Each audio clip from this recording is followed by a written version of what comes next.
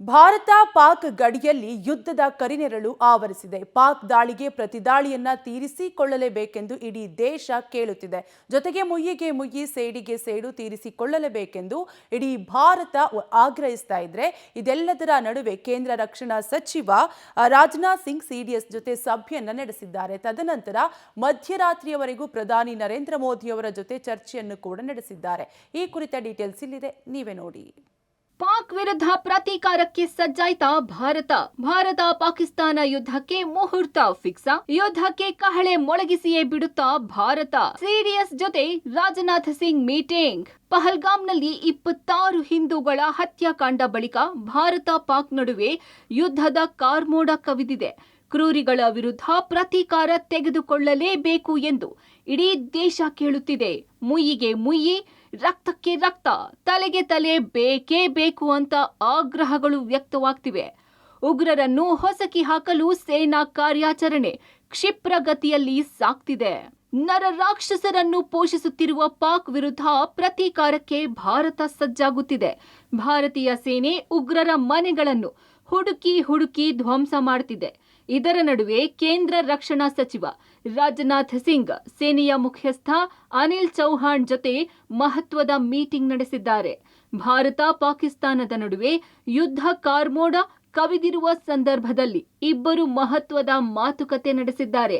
ಈ ವೇಳೆ ಮೂರು ಸೇನೆಗಳ ಸಾಮರ್ಥ್ಯದ ಬಗ್ಗೆ, ಸಿದ್ಧತೆಗಳ ಬಗ್ಗೆ ಚರ್ಚೆ ನಡೆದಿದೆ ಎನ್ನಲಾಗಿದೆ. ಸಿಡಿಎಸ್ ಜೊತೆ ಸಭೆ ಬಳಿಕ ಪ್ರಧಾನಿ ಭೇಟಿಯಾದ ಸಿಂಗ್, ಮೋದಿ ಭೇಟಿಯಾಗಿ ರಾಜನಾಥ್ ಮಹತ್ವದ ಮಾತುಕತೆ. ಸಿಡಿಎಸ್ ಅನಿಲ್ ಚೌಹಾಣ್ ಜೊತೆ ಮಹತ್ವದ ಚರ್ಚೆ ನಡೆಸಿದ ರಾಜನಾಥ್ ಸಿಂಗ್ ಬಳಿಕ ಪ್ರಧಾನಿ ನರೇಂದ್ರ ಮೋದಿ ಅವರನ್ನು ಭೇಟಿಯಾದರು.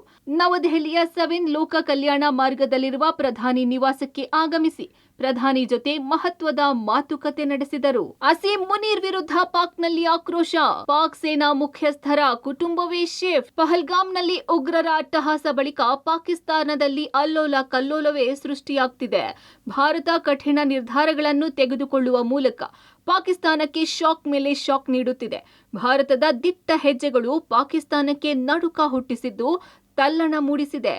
ಪಾಕ್ ಸೇನಾ ಮುಖ್ಯಸ್ಥ ಅಸೀಂ ಮುನೀರ್ಗೆ ಪಾಕ್ನಲ್ಲಿ ತೀವ್ರ ಮುಜುಗರಗಳು ಆಗ್ತಿವೆ.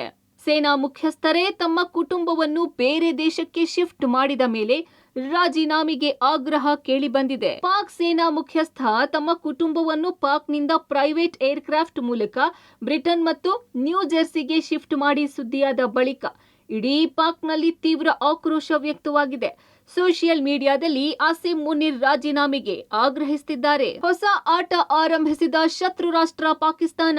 ದಾಳಿ ತನಿಖೆಯಲ್ಲಿ ರಷ್ಯಾ, ಚೀನಾ ಭಾಗಿಗೆ ಆಗ್ರಹ.